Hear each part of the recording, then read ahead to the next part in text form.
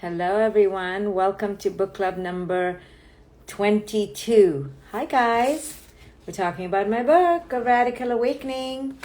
Thank you for those who've been leaving reviews. Amazing. I suddenly got a surge in reviews, so I asked for it, I think, in my last book club, and I got it.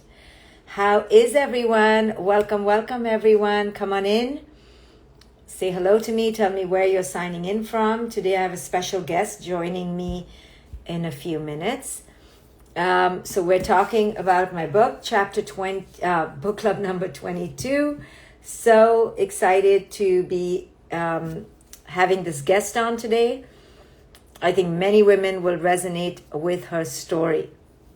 So in this book, I talk about the archetypes and the institutions we've all been, all women been enslaved by. And one of the big ones is this idea of not being good enough, right? And because we don't feel good enough, we feel we need to be in a relationship. And even if the relationship is not amazing for us, we believe we need to be in a relationship. So that relationship then becomes our identity, becomes our sense of worth. And if the relationship is not there, then we crumble. And because our sense of worth is so reliant on the relationship, we don't care if the relationship is not worthy of us. It doesn't matter, right? The signs are all there that this person is not treating you well, but you ignore it. Another reason women especially are enslaved to the cosmetic industry is, again, because we believe we're not good enough. So I've been in a no makeup or very little makeup place, like today, no makeup or very little makeup. And I get comments on my DMs, Dr. Shefali, you're looking very tired. You're looking ill. Are you okay? No man gets comments like this when they're just themselves, because we've been so accustomed to dolling up and accentuating all our features that when we don't, we look sick. Now what to do? Sorry, but it's interesting how the comments are that, oh, Dr. Shefali, you look tired. No, this is my face. Okay. So this is part of the culture. Our culture has grown accustomed to women always needing to dress up, women always needing to be in a relationship, women always needing to be the accommodating ones, the ones who are trying to work on the relationship. And as long as we keep doing our part, the toxic patriarchy, the toxic masculinity will keep doing its part, right? Because we've been conditioned to be in relationship, or been conditioned to put loads of makeup, or been conditioned to be the peacemakers, that we actually forget who we are in the bargain.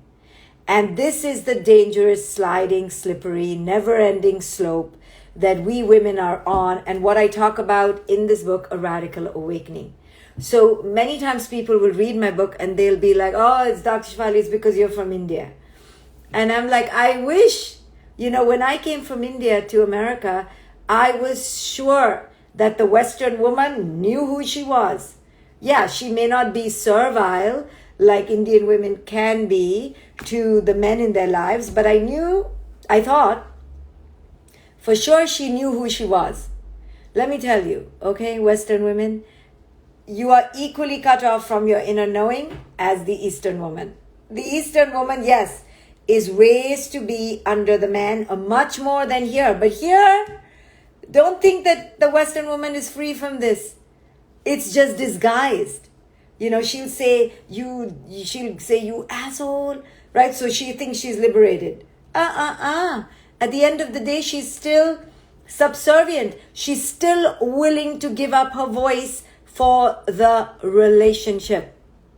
The relationship is still more important than her own voice. And nobody can tell me differently, because I have worked with hundreds of women. Yes, the Indian woman, the Pakistani woman, the Sri Lankan woman, the Bangladeshi women, the Iranian woman, the women from there are definitely more conditioned, and maybe the women in Latin America, right? More conditioned to be empathic, to be givers. But that's not what this book is about.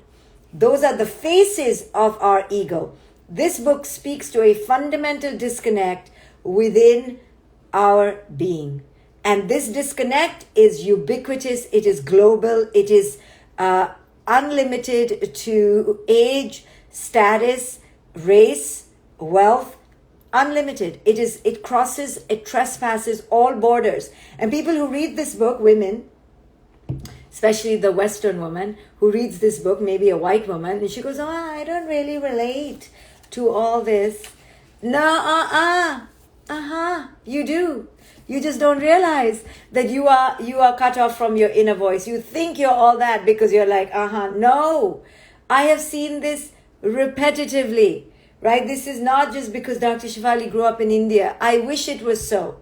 That's why when I first came here, I didn't write a woman's book. I wrote a parenting book. Because all across the board, parents are crazy. But I thought for sure the Western woman knew who she was. And to come here to find the Western woman equally lost to her sense of self, in fact, in some ways, even more pathetically so, made me write this book. So, no knock on the Western woman or Eastern woman. I just want to say that I've been getting comments that, oh, this is because of your culture. No, because of my culture, I'm more a slave than not. That's for sure. But that is just my mask. My mask to get my validation, right? We all have masks. Some masks are to give the middle finger and to say, F you. That's a mask. It's the mask of the shield, right? Or the mask of the diva. Those are masks. What is underneath the mask is a fundamental disconnect to sense of self. And that is the theme of this book, is that we women are raised and reinforced and conditioned and rewarded for a continual and perpetual and habitual and chronic continual divorce from the self. So this book, A Radical Awakening, is to come back to the self, is to marry the self, right? So simple things like I've talked before. If a woman is single, she's looked at as like, oh, when is she going to be in love? Isn't it nice to be in love?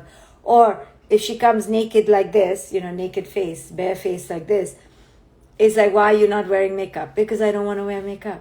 I'm tired. I'm going through a no makeup phase. Now tomorrow I may wear makeup. I have a talk in the morning. I may wear it. I don't know. But unless we women get used to breaking paradigms, we won't allow culture to get used to it. And just like men don't give a damn, I don't see any man looking amazing all the time, right? Scruffy beards, balding head, same dirty t-shirts, splattered too with food. They go on stage like this. Trust me, I have been on enough talks to see men before me go without even looking combed. And we women are going nuts. No, so we have to break out of it once in a while. You don't have to do it all the time, right? But sometimes allow yourself to not be, not be married to this suffocation, right? Sometimes allow your skin to breathe. Sometimes allow yourself to just be you, and allow yourself to get used to being average, right? You get used to being average. The other day I said to a young girl, in her 20s, I said, you know what your problem is? You can't be average. And as long as you're not average, used to being average, you will keep trying to reach this unachievable standard of separation, of perfection, and never feel good enough. So, it's okay. Every time we come on Facebook or Instagram, we don't have to look va boom. Every time we are doing nothing doesn't mean we have to do something. Sometimes it's okay to just be in stillness. So until we understand that we women have been trained to be busy, trained to not be okay with average, trained to not be okay with the okayness of the ordinary moment, trained to be in a relationship, trained to be all decked up and looking amazing, until we realize it's brainwashing, and when we participate in it, we are allowing the culture to keep being brainwashed, right? So we're just keeping it going. And who are we trying to impress? I mean, who? Right? So we're trained to be busy, we're trained to be dolled up, we're trained to be in relationship, we're trained to be the ones who are the nurturers, we're trained to always forsake ourselves for the sake of a relationship. We're trained to be the mothers, right? The fathers can abscond, the father can leave, the father can do whatever, but we stay, because that's what good women do. So these are amazing qualities about us, but they can take us into trouble. They can get us into great abysses, because then we become slaves to the same thing. Okay, here's my guest. She's about to come. She is. So today I've called a woman to join me. Once in a while for the book clubs, I join a real life woman who's going to talk about her real life awakening. So I'm waiting for Laura. Let me see.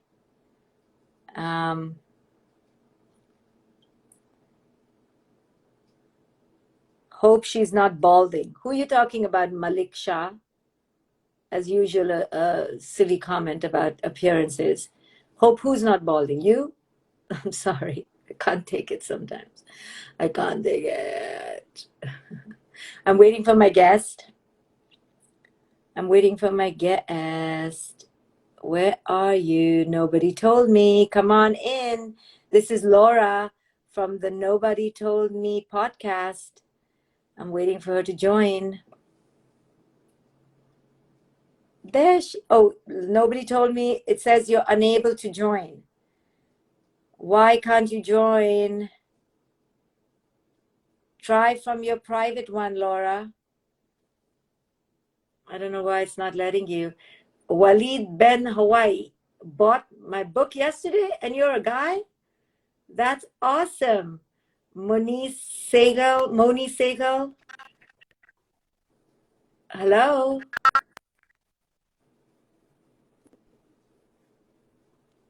Hello?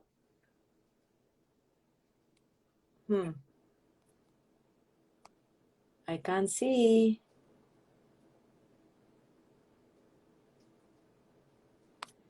Laura, maybe you joined from your own Instagram. So, yeah, I heard something too. You bought my book on Audible. Someone is there, but I don't see her. It's Christina. Hi, Christina. Okay, wait, guys. No, I think I'm okay. So we just keep trying. Anyway, hi guys. Hi, Andrea. I got your message. She needs to log out. Somebody's saying you need to log out and come back in. Try that. So she says unable to join. Okay, we'll keep trying. Others, I'm going to go on my other phone. Hold on, have a log out and come back in. Okay, guys. So to continue the conversation about how we have been trained, right, we women, in every relationship I've been in, I remember thinking it was my job to keep the relationship afloat. I don't know about you. How many of you feel like when you're in a relationship, you feel it's your job, right? You have to do extra, you have to do more. And that kind of tendency is beautiful, but it is called codependency, right? Our codependency, where we've been trained to be ourselves dependent in a relationship. So that's just our training, is to be within relationship.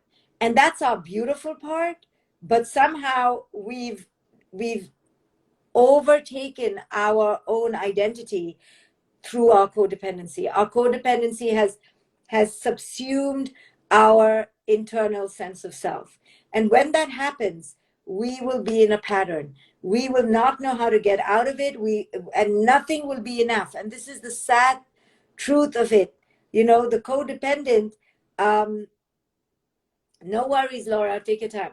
The codependent needs to be loving. That's the beautiful part of the codependent.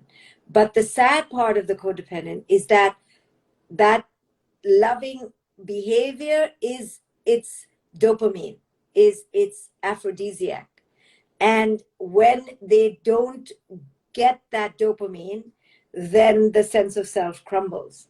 So for any woman out there who understands what I'm talking about, who thinks that a relationship is her job to maintain, a relationship is her job to sacrifice more for, to be pliable, to be accommodating, while that is so beautiful about you, you need to see what is going on in the return.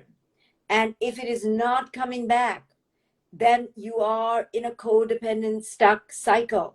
And this is nauseating to accept. It's nauseating to see.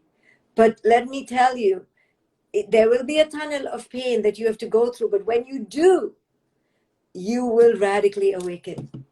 I never thought I would be able to get out of my toxic cycles in my life where I felt I had to do, be. I had to be all and everything. And I never thought I'd ever escape it.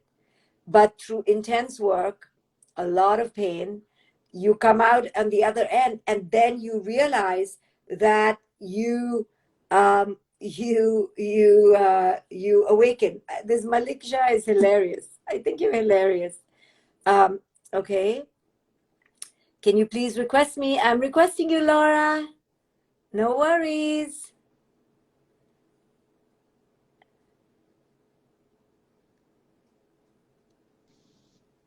Oh my God, I am so sorry. I don't know why all of a sudden my computer did not work. But Hi, here I Laura. am. Hey, how are you? Good. So this is Laura Owens, and Hey. Laura and her mom invited me to their podcast called Nobody Told Me. And then I just clicked with Laura, and Laura told me a little bit about how she just came out of an abusive relationship and how somebody on a plane next to her sent her a warning.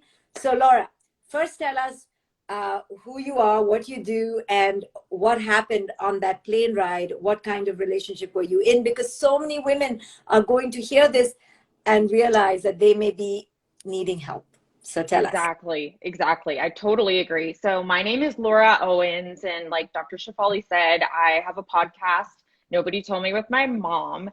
And a lot of that was started because of this abusive relationship that I was in. And I was desperately seeking the answers to why this was happening to me and why I was feeling the way that I was feeling. And so it was really helpful to have experts who were able to, kind of explain things. It was like a big therapy session for me, but hopefully it helped other people as well.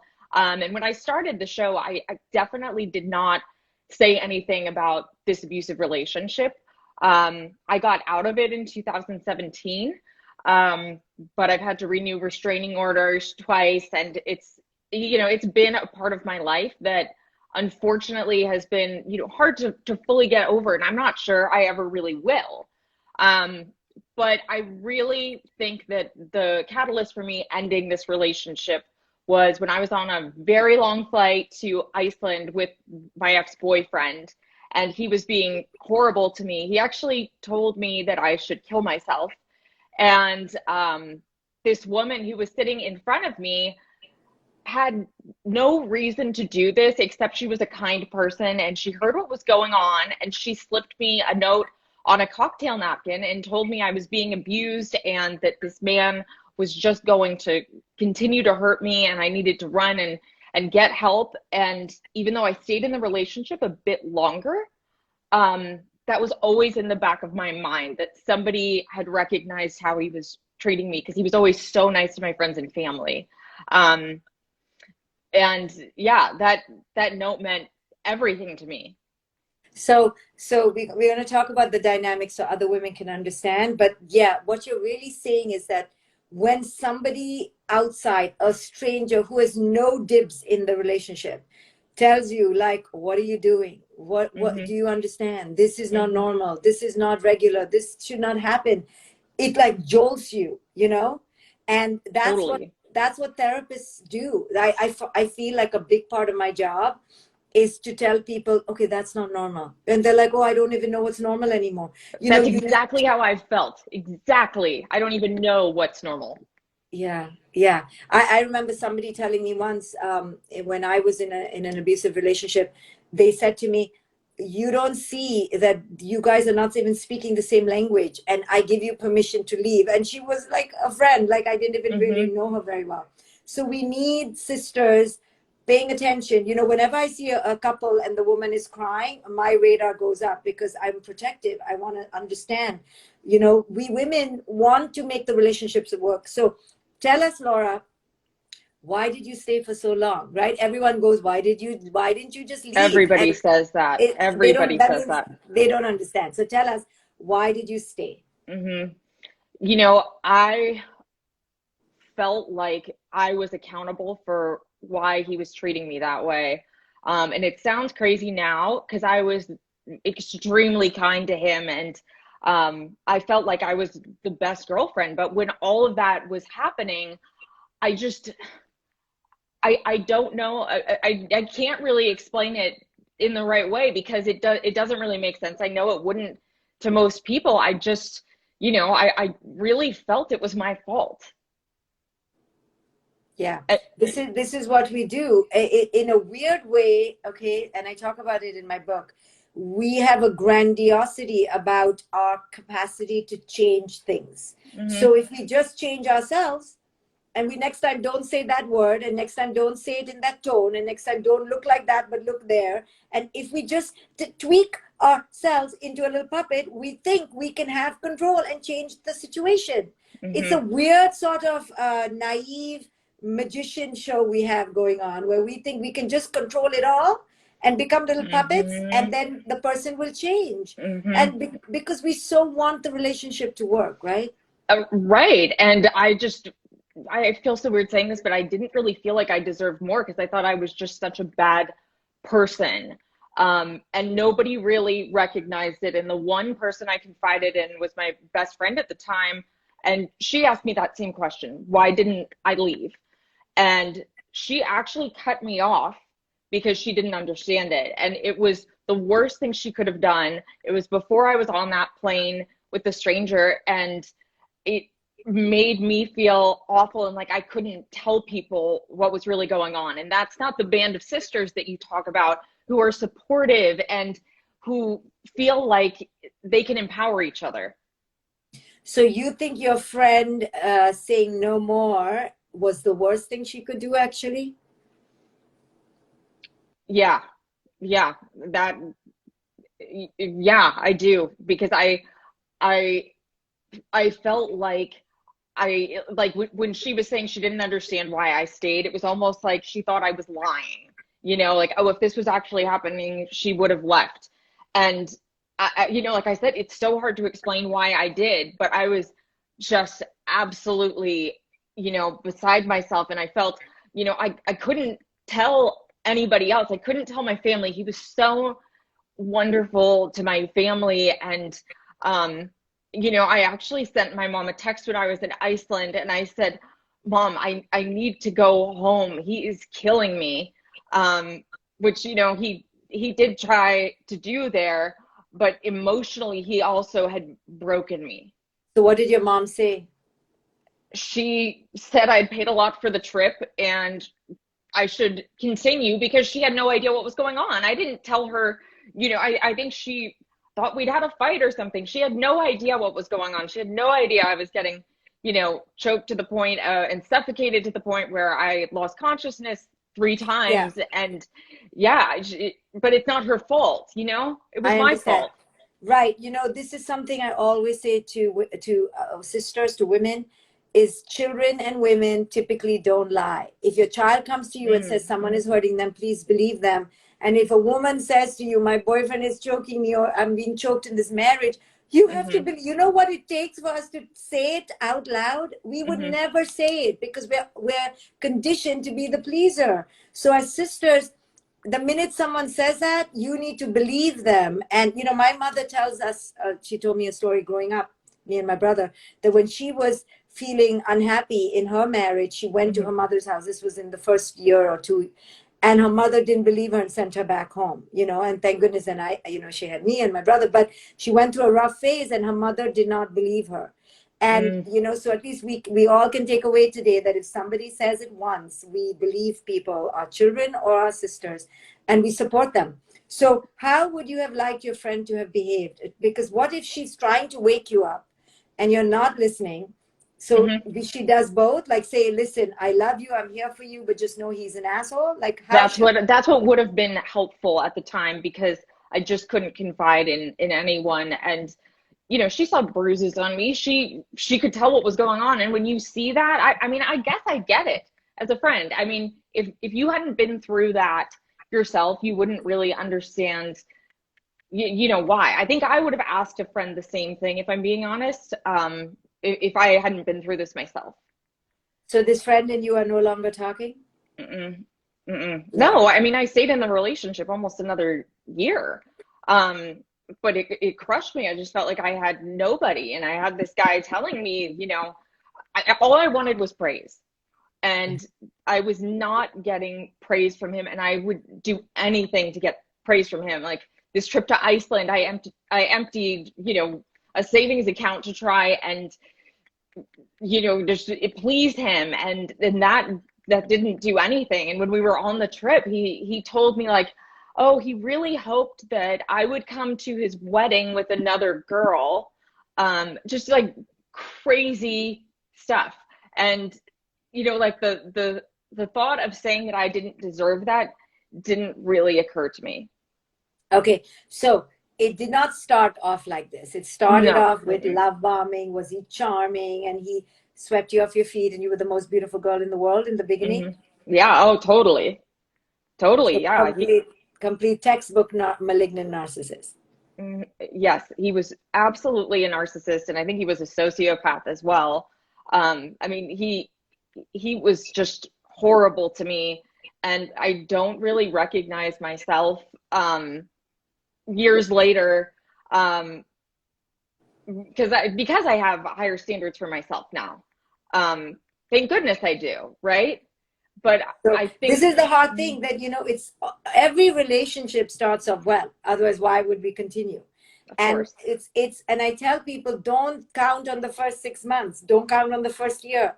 It's after the first year that you should start thinking about the relationship seriously, because nothing really shows up till then, because we're showing each other our best sides. We're hiding the parts of us that we're afraid the other will reject, and then the true self, you know, in this his case, Hmm. that's his psychologically unhealthy self shows up, and now you are already mired in the relationship, right? You were in Hmm. love with him, so Hmm. you were loyal, you wanted this to work. So let me ask you, when the first few times it began to happen, how did you just say, yeah, obviously he's treating me like this because I'm stupid, or obviously he's treating me like this because I'm ugly? I mean, he used to call you ugly, right? Hmm. Oh, he called me ugly all the time. Um, I think he mentioned the first time that he did it that it was something that really turned him on, and I was appalled when he said that. But he was nice to me. He was nice to me after, and I felt like, I mean, I was just shocked, and I because I'd never had that happen to me before. But I also, you know, just I wanted to please him, you know, and then it just got worse and worse and worse. Um, and I, I, I certainly wasn't wanting to go along with it then. And I, I just don't, yeah, like tried to block out all of the stuff that happened to me, at that point, because, you know, I think a part of me still takes some accountability for it, you know? Right. So Um, there's a difference between taking accountability for your allowing the abuse yeah. versus taking accountability for the abuse. Okay. Okay. Like, so if somebody calls you stupid and you didn't say anything, it's not because you're stupid, it's because you didn't take action to stop the abuse. Hmm. But you're making excuses for the abuse. Like, of course he called me stupid because I am stupid. Right. i've done Hmm. i've done that, I Hmm. guess, I wish I hadn't said that. We women typically blame ourselves. If only I didn't say that, if only I didn't wear that, if only I didn't talk to my ex so much, if I didn't flirt so much. We blame Hmm. ourselves, right? So Hmm. we're looking to excuse the bad behavior through a reason, and the Hmm. reason we give is ourselves. We did Hmm. something wrong. Hmm. That is where we go wrong. So taking accountability means, why did I allow myself to take blame? Why did I Right. make excuses for the bad behavior? Right. So what should I have done when it first started, when, he first started to be, he was verbally abusive first? What should I have done so that it didn't go further? It's really hard because the first time you're like, this is only because it was, a blue moon, and Hmm. the stars weren't aligned. So you're not in awareness, you're in disbelief.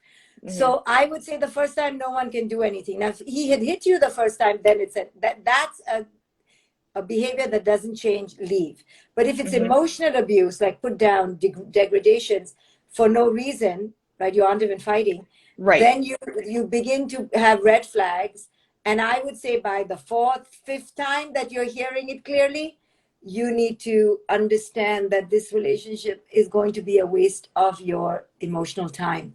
Hmm. But it's very hard to pick up. That's what I was People, gonna say. Why is it so hard to leave? Is it because they were just so good at the they beginning? were so good in the beginning, and they're good at the back and forth bullshit. Hmm. They give you a Totally. rose, they throw 10 stones. They give you a rose, they throw 10 stones.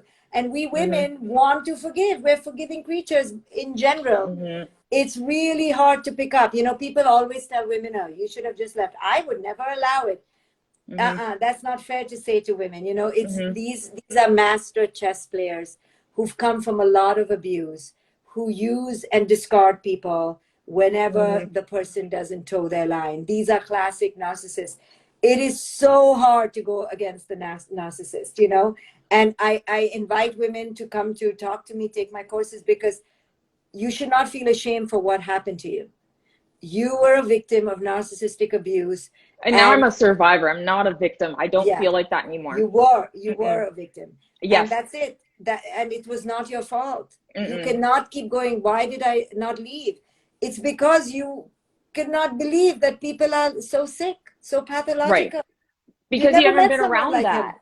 Exactly. I didn't know any better. And it's interesting too, because when I got out of the relationship, well, he started stalking me after the relationship ended. That was a whole nother story. But when I got out of it, I needed to take a full year to try and figure out who I was, because I didn't feel like I was ready to date.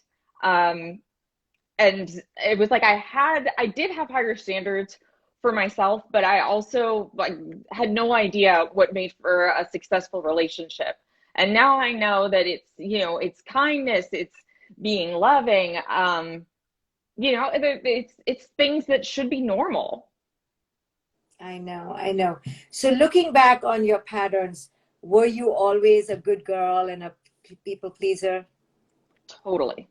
That is exactly who I am, who I was, and everything. Yeah, yeah. I Yeah. grew up wanting not the crazy wedding and ring, but I wanted to be, I wanted to be somebody's wife and be a mother and everything. And I thought that you get that by being nice. I know. And that's the classic woman who falls prey to this. It was not your fault. It was going to happen because there are plenty of narcissistic men and there are plenty of sweet girls like you. So it's very easy for the match.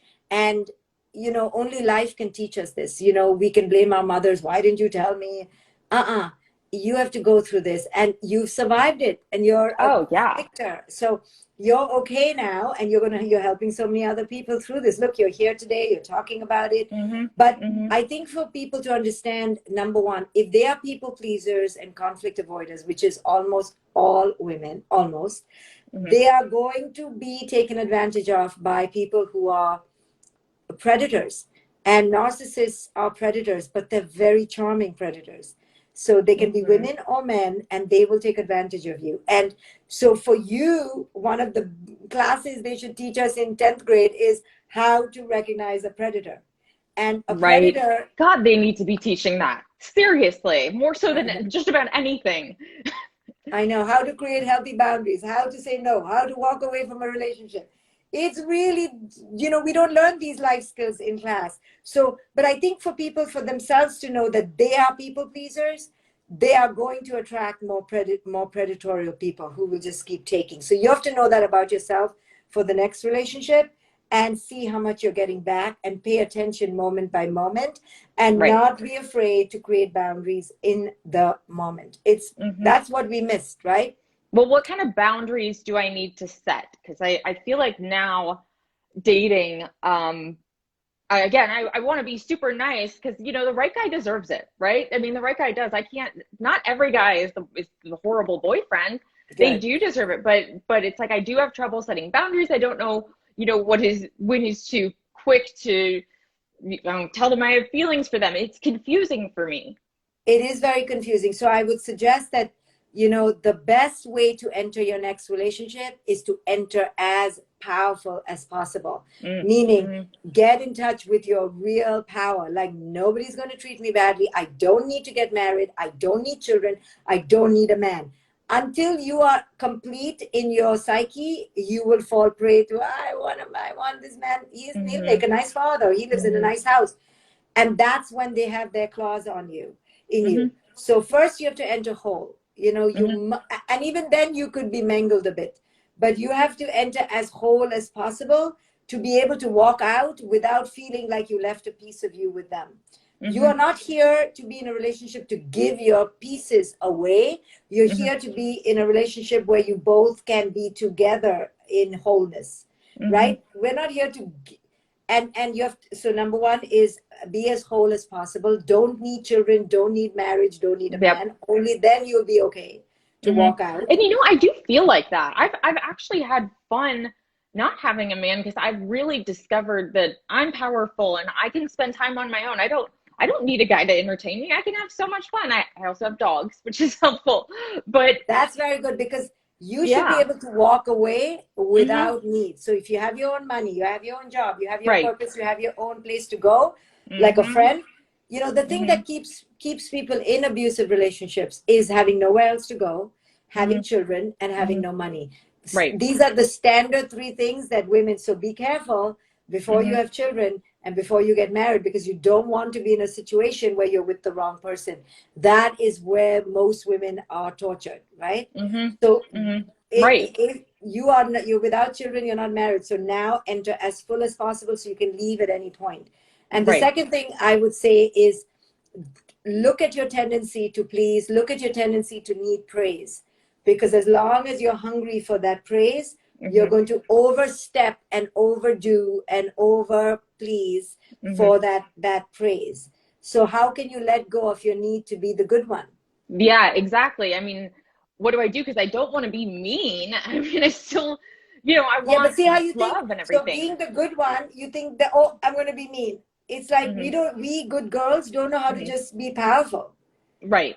But what I felt is like, by continuing to blame him, and like I said, this really happened for a year. I just was thinking about it all the time, and I thought, I'm giving him the power because I'm thinking about him all the time, and that's on me. That really is on me. I write this here, that as long as you blame your ex, you will be betrothed to them. There's nobody to blame. You were too much of a people pleaser. You attracted a narcissist. It is the standard protocol in the world, okay? People pleasers attract narcissists. Done. You did it because you needed to give. You see, you needed to give, so you had to find somebody who needed to take. You weren't ready to be with someone where you received. You weren't ready to think of yourself as a queen. Now you have to work on thinking of yourself as a queen, and Mm-hmm. that you don't need a man for any completion or anybody. And I feel like I need to make, radical peace with who he was and who Good. I was. And I need to forgive myself. And I really have forgiven myself because I know what he did wasn't right now. And I thought like the best way to get over it and, really get back at him is to be an advocate, right? Instead of being a Exactly. victim. It's like I want to help other girls because I didn't get that help. And I almost died because of it. And, I I remember the last time he tried to suffocate me with a pillow, I truly thought to myself, I don't care if I die at this point because I'm just not worth it, Mm, mm. Mhm. Oh, And thank I you feel for like being so brave. you know what? And I can't even believe I'm saying that. And I've never admitted that because I know it doesn't make me look good or anything, but I'm sure somebody else could hear this and identify with it and see that there's light at the end of the tunnel and they're going to be okay. And that was what I wanted to hear. I wanted my band of sisters. I know. Well, now you've created this podcast, and now, see what you're doing on my IG Live 2 days later. But Hmm. here's the thing, you don't want to say you were suffocated by a pillow because you're like, how stupid you sound, right? You're like, people are going to think I was so stupid. Let me tell you, and this is what I said on your podcast too, like, what do you want people what nobody told me what? Like, what Yeah, do you wish somebody had told you? you So had this such is, great ones. yeah, but this is what I was connected to what you just said. Hmm. Nobody tells us that it's not our fault if we're physically abused. It's not your fault. Hmm. And the minute you're physically abused, if you had the powerful band of sisters, you would have gone and gone, the asshole just abused me. But Right. because we've been conditioned and we think it's our fault that we abuse, we keep quiet, like in the Me Too movement. And that's what Hmm. I write a lot in my book. If you are a victim of abuse, scream it from the rooftops. Don't Hmm. stay in victim consciousness. By acting like it was your fault, you're staying in victim consciousness. By saying I wasn't a victim, you're staying in victim consciousness, Hmm. So Hmm. Hmm. listen, it's very, you feel so vulnerable to say you were, I was in an abusive relationship, because because other women can judge us and go, oh, that would never happen to me, Oh God, they do. No, they do that all the time. I mean, they do it that's all the time, these bloody yeah. women. Yeah. It's Oh, so why did it's you? so crazy. And Yes. God, I mean, had more girls told me that I deserved that at the time, I mean, or that I deserved it because I wasn't leaving. Oh my God, it would have been so much harder for me. And that's the one thing I wish I had was support from my friends at the time. And I look back and if somebody, God, if I saw somebody who was being abused or who came to me and said they were being abused, like you said, I would believe them. I would believe them totally. And I would know what that was like. But I would also tell them that they're not going to be a victim. They're going to be stronger because of this, because they get empathy. I feel so much more empathetic than I did before, and I feel powerful, and I feel like I know what I want a lot more, and I can stand up for myself. So Yes. yeah, you know what? And Like, let me tell you that, yeah. in my book, the fundamental concept is the disconnection from self. Okay. Hmm. So your disconnection from self showed up in this relationship. Hmm. Those women who told you, oh, I can't believe you allowed him to do that, they think they're not disconnected from self. They have a disconnection from self in another area. Hmm.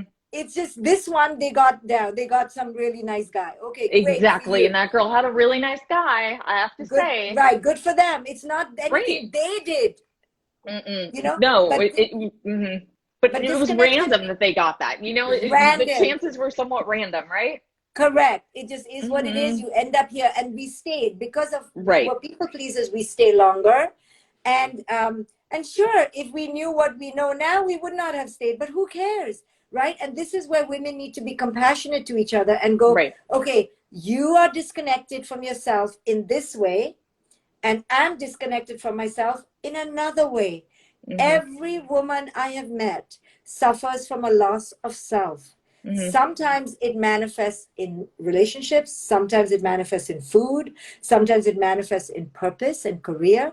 So if anyone ever says, why did you stay so long? Go, I represented my disconnection this way. How are you representing your disconnection? Like, throw the question back at them, you know?